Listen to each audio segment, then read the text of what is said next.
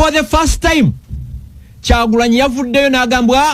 you are targeting a wrong person yeni skin talina buzibu olw'okuba bakutte ku family ye. Alien skin agenda kunnyoko okuyimba mu December w'omwaka guno tagenda kuddamu kuyimba 2024 agenda kuba awumudde ng'ebyokuyimba bivuddeko. Omukulu Kabata avuddeyo ku nsonga za Alien Skin okubanga awumula music. Omukulu ayavaayo era twali tulowooza nti byakusaaga wabula mu weekend obwo ongeggwako yazzeemu n'akikkaatiriza era ekiro ekikesezza olunaku olwaleero ku live emu kwabadde abakimubuuziza n'akiddamu ng'asaagira nti teri yamuyita kubanga ayimba era ayisobola okunnyuka December yenna oba wa mwaka guno oba wa mwaka gujja. So ne tugamba omukulu ate ategeezezza kikale Kabata alina ensonga z'ayogedde ku eyo ensonga naye nga nkujjukiza video eno gimpere like ate atongere okuba nga atutambulira addala wa musubscribinga agwena atanaba kuba nga osubscribinga otuyungeko ate atubere family emu eya Wonderboy UG. Akale Alien Skin yandiwumudde oba teyandiwumudde? Era golowooza Alien Skin ono alina kyagase ku music era bw'avaawo ddi buki lyayinza okuba nga alekawo. Kale tutambulira awo ambulira mu comment section awo Alien Skin ono addala ogenda kuba nga gwe ng'omuntu omumisinga singa bibanga byayogera aba abituukiriza olunaku olwaleero. Kale awo tugenda mu details anja kusooka n'emboozi ya Alien Skin ono. Bingi nnyo bye byogerwa era nga naye kennyini mu mboozi abeereramu ddala okulaba nga ensonga zino naziri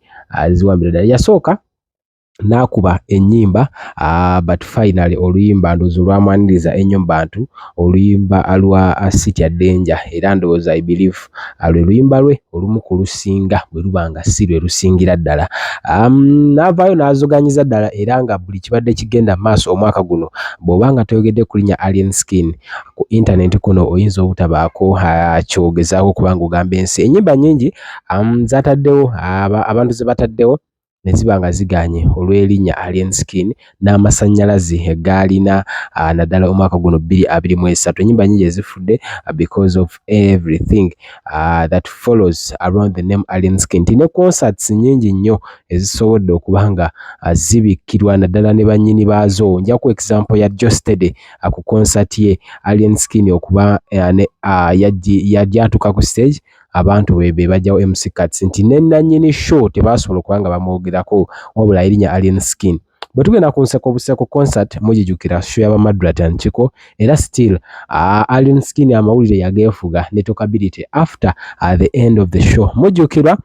Bebe Cool yamufuwa ssente ate nga twali tuvuddeyo kaawe mabega omwaka guno nga gutandika Bebe Cool nga amaze okuba nga muyisaamu eggalira ne Alien Skin n'ayongera okuba nga amulinnyira ddala mu kikonde n'ayongera naye okuba nga amulabisiza ddala nga embeera bwe wagezaako okuba nga ogiraba. So aze ensonga nnyingi nnyo erinnya lye ze ligenderako by default as a time moves on nezibanga libika ebintu ebyo biba bihappeninze. So abayimbi bwenjogerako nabo abamu si basanyufu naddala ku linnya Alien Skin ono naye nga ebyokuwummula byo katusuubire anyumya mbunyumya but okusinziira ku Kabata this is what he had to say era kamuku eddakiika eno yennyini nyini. Ogenda okuyimba ku show togeza n'okirowoozaako togenda kulekeraawo ku recordinga music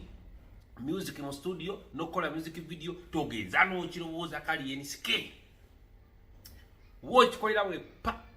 abantu ne batugamba nti essimu zo teziriiko abantu ne batugamba tokyakkiriza genda kuyimba tugenda kukuwaabira mu kooti ovunaanibwa omusango gw'okulumya bafaani bo ovunaanibwa omusango gw'okulekawo abantu nga bakyakwagala ovunaanibwa omusango gw'okusuula music wa Uganda senga onaava mu music ng'abantu bakyakwagala. Alien Skin December olina okuyimba 2024 olina okuyimba 2025 olina okuyimba 2027 awo tujja otandika okukulowoozaako nti owummule togeza n'okirowoozaako nti olina okuwummula tugenda kukwata tukutwale mu kooti ovunaanibwe osimbwe maaso g'omulamuzi okulya bafaani b'olukwe. Ekyo nze ekyogedde Alien Skin nkiddamu senga December owummula okuyimba tugenda kukutwala mu kooti ovunaanibwe omusango gw'okulya mu bafaani b'olukwe n'obasuulawo mu kaseera bwe bakwagalidde togeza n'okirowoozaako paka ffe tuligamba nti wummula naye awatali ffe sigala ng'okuba abantu omuziki Alien Skin bino byongedde nga ngamba abantu mwena balaba video eno nti abagala bettinga ne bet winner kana kantu kola bantadde wano endagiriro kweri ya bet winner genda ku website eyitibwa betwinner.co.ug ogigulewo ali mu Uganda jako VPN obetinga ekyo nakyagala okubetingako kwebiri ku website kuno asente z'okozesa ngo lipostinga bagenda kudiza bonus wa bitundu 12 bagaba bonus paka ku mitwalo 9 aba bet winner promo code kozesa kabata osobola okufuna ku sente za bet winner boziwangula ozifunira ku simu yo mangu ddala betting ne bet winner muganda wange gwena alaba video alien skin olabuddwa wacha wewe wacha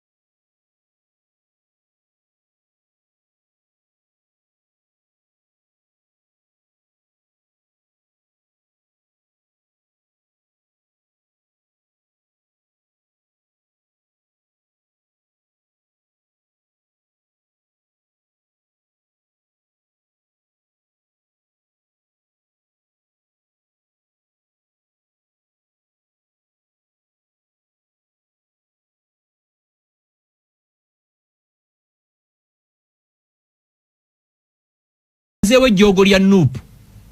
group ye mazewe jogo lya Nup